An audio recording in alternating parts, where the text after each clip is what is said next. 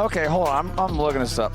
Volley Bear lol wiki. Let me see. I'm gonna look it up too. So all right, let's figure out. I don't trust you to report this correctly. Does volley so bear bite people?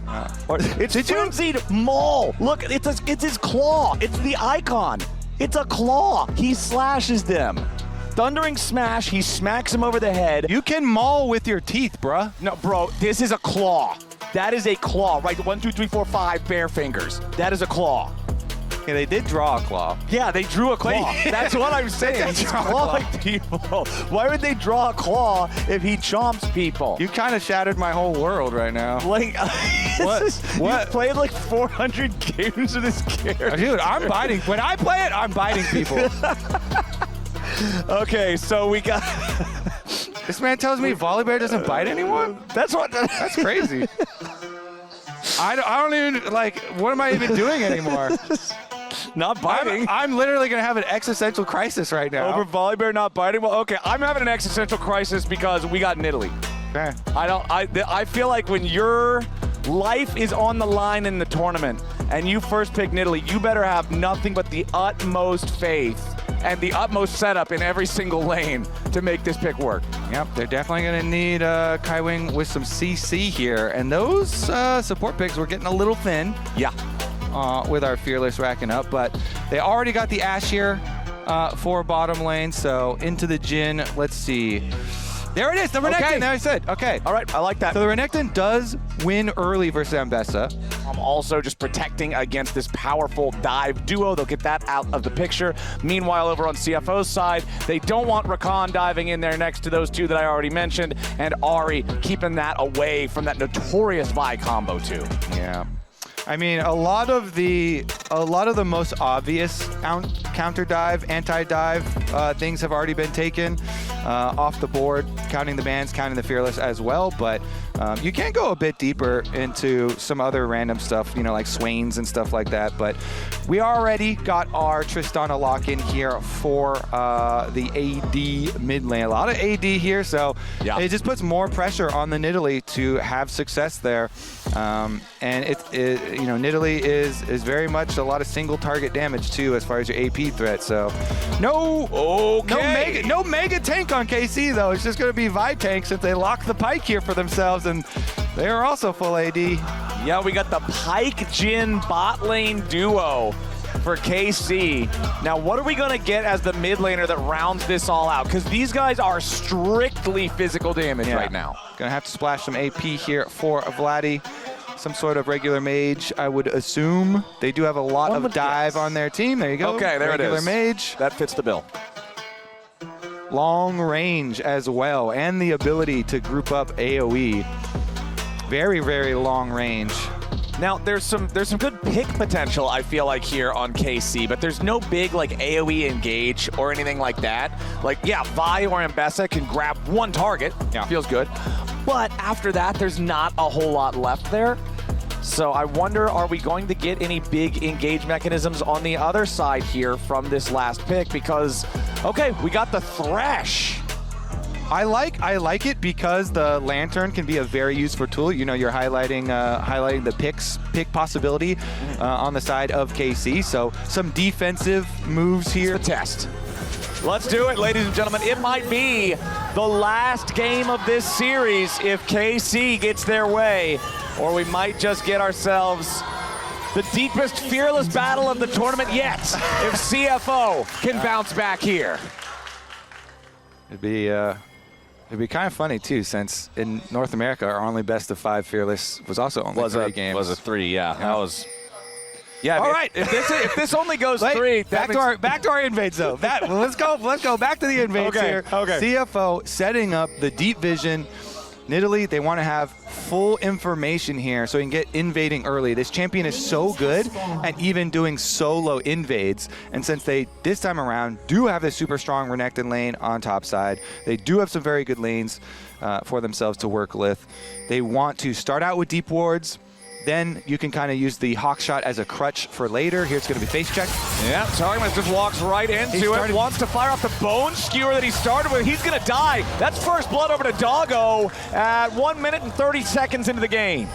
Like I said, Draft diff.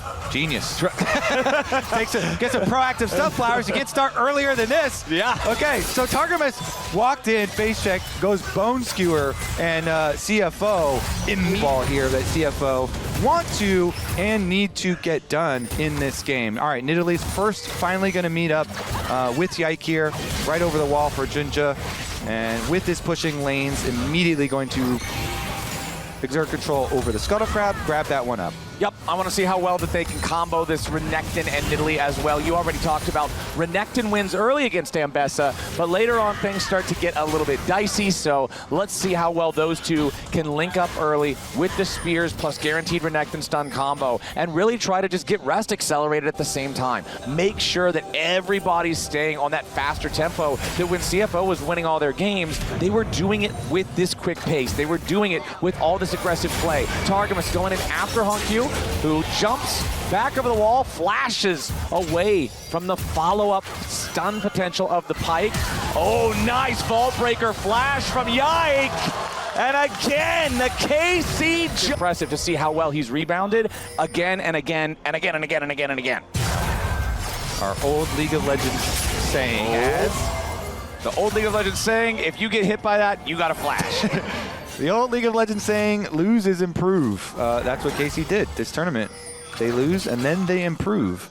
All right, there's a control ward on that dragon, but I don't think CFO will care too much about it. They just place their own down as well to keep vision.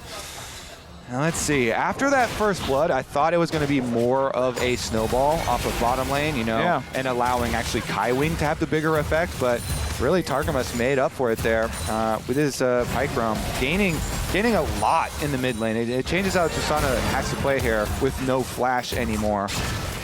But rotation up to the grubs is going to happen regardless, as both supports make their support roam timers up to this grub fight. It will be Vladdy who's on the way faster from mid, as Junja and Yike still ready to fight over these. Junja doing a good job there, lands the spear to secure that next grub. Vladdy, Yike, and Targamas taking their exit now. The last grub being left in the pit as Junja turns his attention over to the Scuttle Crab first to pick that one up. Still has one smite charge left to go. The first two grubs, one to either side. So this should end up being a 2-to-1 grub advantage for CFO. Yep, Yike got his one with the smite, so don't have to stick around any longer down there. There we go, 2-to-1, nicely done. As Kalis continues farming up on this Jhin. Remember, this is the champion that he was playing in that single game win against HLE where he had the 18 kills or whatever, as Doggo is now in a little bit of danger, but the Lantern pulls him back to safety. Oh, beautiful bone skewer from Targum as he threaded the needle like a magician, but Doggo is still gonna get one back. Kalista's in danger. He had to flash to guarantee the kill, and now Kaiwing steps past him to try to get another one back, and there it is, Feat of Warfare claimed with the 2-for-1 in the 2v2 in the bottom lane from CFO. Woo, they barely get it there. Flash invested from nice low communication there. You can see it in action. KC as they back away from the possible plays, and Junja goes over to top side instead now. Now, another one hits. Nice, follows it up with a deadly flourish, but have to disengage. So, Kana has been doing very well in this matchup up on top side into the Renekton, and only thing he has to be worried about is the Nidalee. Yep. And Nidalee is here now. It might be exactly what's about to happen. The spear lands on top of the stun. Kana with the flash away. Junja for the flash follow. And he takes him down with the execution there at the very end. Fourth kill of the game for CFO. The Renekton and the Nidalee, a combo as old as League of Legends itself. First one's gonna go ahead and drop. Death sentence over the wall, doesn't find anybody. Doggo continuing to poke with the volleys. As Yike vault breaks forward, immediately going after Doggo. Tons of burst down onto the CFO marksman, but it's not enough to kill him. Kaiwing's the next target as he's executed by Targamas. A beautiful fear coming out from Vladdy, and Honkyu's gonna make his escape. He flashes at the bone skewer, but he's got to keep running. A deadly flourish from a deadly range. Honkyu still just trying to get out of this one as Targamas jumps on top of him, and Vladdy picks up the money. KC, 2-for-0 on the kills. Yike immune tunes the Ash Arrow with his Vi ultimate. So nicely done. Then gets out to the upper side, splitting up CFO. And Doggo's position kind of compromised over there. What a nice little snap trap from KC with the ability to engage and solo out a single target. Yeah, they got to get out of there. Yeah, that lantern, very, very useful for keeping these guys out of danger. That spear just barely missing Targamas as he uses the deep water dive to get out of the way. Yike starts up the dragon.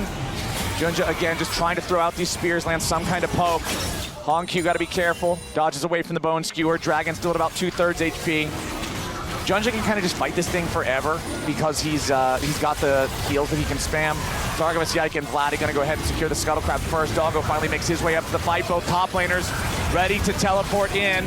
It should be Kana that arrives slightly earlier, but Rest has also arrived. Now Junja's your target, immediately juggled around, but he turns right back on Yike, and he is down. The Hextech Drake stolen away by CFO. But what about the rest of the fight? Vladdy and Targamas stuck inside the pit. A beautiful bone skewer onto the pike, and now he's in danger too. Rest goes deep, trying to find the kill on the Kana. Targamas, wombo combo, just kills two. Everybody's about to die on CFO, and just when it looked like the light was shining in the darkness, KC snuffs it out. Dude, and that Hui did. Gold lead now for KC. CFO grabbing those dragons just doesn't feel meaningful enough as Hongq having to use the flash into the rocket jump just to try to get away as Yike waiting around the Otacon pit. Kaiwing, Rest, and Junja just trying to secure this Herald, get this bursted down before KC can try to collapse and punish yet again.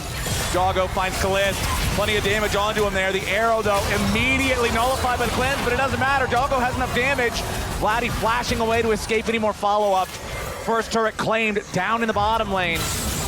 Nicely done there by Kana, utilizing the chaos on the other side of the map. That was vicious from Doggo. Beautiful stuff. Runs straight into Kalist, forces his cleanse, immediately flashes to finish it as he goes for the blast cone there. Oh, Hongq gets caught out by Targamas, the stun of the execution. This pike is ferocious. Good jump. The looks of shock. You love to see it as Rest. We're back to live, and he's about to be laid to rest. He barely stays alive thanks to Kaiwing providing the shield. And now Junja jumps in the middle of everybody, and Yike is about to burn down to the Leandries. A little bit more damage is needed. One auto attack to the face gets it done. Vladdy's next to fall, and the shutdown goes over to Junja.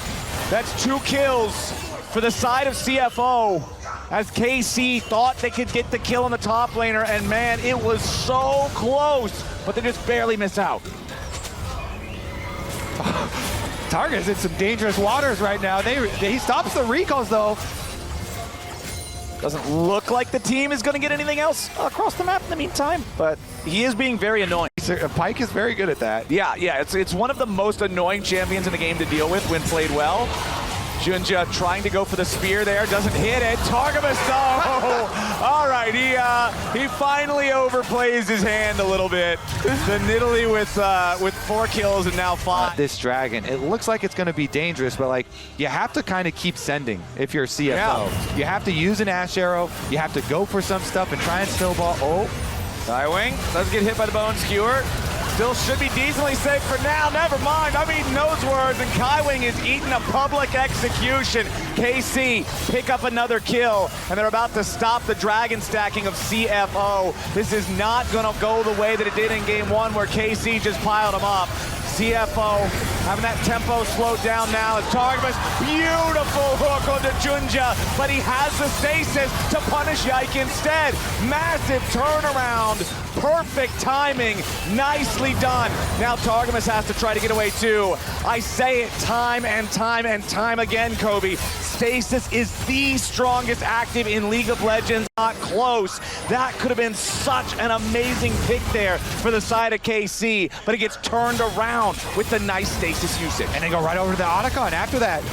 I mean, Targamas is on the way up. He's worked some magic. They're going to teleport Kana here as well. Okay, Otacon down to 4,000. Yike is still dead for 3 minutes. The Otacon should drop here. They're focus firing it pretty effectively, and there it goes. Ruinous Otacon is clean, but they need to pick all the flowers too. Whenever it's this Otacon, the flowers are a huge part of the reward. Okay, CFO gets the Otacon. They get all the bonus flowers. They get everybody away. That gold lead that was, what, 3,000 or so earlier has shrunk back down to 1K. Now, Junja is doubling him, and obviously Nidalee should be doing more damage than Vi, but double is quite a statement. As the arrow shot out onto Vladdy, immediately HongQ wants to help out, guarantee the kill, they get it done. Now he's ready to go to Reset City. Population, yike! Double kill over to HongQ, and CFO making plays. Just as we say, HongQ's gonna have to be the one to do the heavy lifting here. They feed him gold. That's gonna be a hard push for them on top side too. Wait a second. They're gonna be able to get, I mean, honestly, mid tower and top tower are gonna be under pressure as we watch Rest dealing with what Mbessa turns into. Yeah, Mbessa's a little bit monstrous at this point in the game, but CFO will happily take their 2 kills they got up here on the top side. They will Certainly can, but I've got a feeling we're gonna get a brawl, buddy. I feel like that's probably just the nature of this third game. We've got 24 kills in 25 minutes, Kobe. This is the type of League of Legends I like to watch. Same, brother. All right, so we got a little bit of poke damage that was gone down there, but these Nidalee heals are also, you know, a fairly substantial bonus of having your Nidalee this far ahead. There we go, Ash Arrow. Nice arrow, Yike wanting to steal away the chickens. It's the jungler's cardinal sin. Just a little bit of extra money that you want, stealing away those resources. But the power of the Ashe to again make these punishes. CFO, with enemy jungler dead for the next 30 seconds, makes the call to go for the Baron. They've got it down to half, but the curtain call is opened up, and Rest has taken a little bit of a chunk of damage. Kaiwin wanted to go for some kind of a flash engage, but he's not going to get anything he wants. The Baron's been secured, and Rest is scrapping with Kana off to the side. Junja wants to go in to kill Kalist, but he doesn't have the damage to do it himself. HongQ's on a killing spree, and Kana is down. HongQ after Vladdy now, as Kalist tries to escape. Junja's killed him with the burn, and that's a rampage for the CFO jungler. CFO aren't done yet, baby. That's a Baron. That's going to be the dragon for them as well. They want to push this series further. And they are looking... Powered minions sieging up on the tower. Yike actually the one to go for a pick on Rest. Yeah, they want to see if they can maybe get the isolated guy here. Arrow flies out from Doggo. Rest with the slice and the dice. Final shot from the curtain call ain't gonna hit nothing. Junja jumps in again. This is the power of having a stasis. You just throw yourself in there, full yeet, and there's your delete. HongQ on a rampage. Yike dead again, and CFO crack the enemy base. They'll take out that tier 3 turret and the inhibitor right behind it. There's no breaks. The war machine keeps going. They've got the wave crashing into the Nexus turrets, and they're starting to put the damage into the first. Junja's gonna take the turret aggro here at the very start. He's stunned up, destroyed before he can ever even use the stasis. Nice shutdown over to Vladdy, but it's not stopping the push as a whole, because CFO, they'll knock down another tier 3, they'll knock down another inhib, and now they'll fall back. Yep. Now, there's only a minute on the dragon arriving. I feel like the dragon soul is so big, so don't take any big risks here. This is a critical moment. All right, they're not going to go for anything risky, not going to go for any sort of end. They just wanted to keep KC inside the base. What they need to do is ward up everything leading to the dragon so that they can make use of Doggo's insane Ash arrows, but... Yike jumping in there, going for a crazy engage. He thought maybe he and Kana could get the pick on a HongQ, catch him unawares, but it ain't gonna work. Kana's dead now too. All right, Kobe, maybe they don't need the Dragon Soul. Maybe they don't need the Dragon Soul, with that being the state of things. KC thinking, okay, if we give away this soul, there's just no way. HongQ right in the face of Kalist.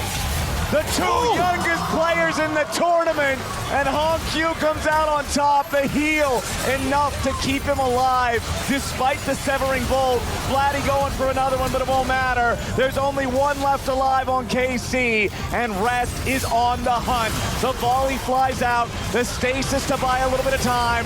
One more play to bring him back. The fleeing Doggo will not matter, because HongQ can get it done. Ladies and gentlemen, we're going to game.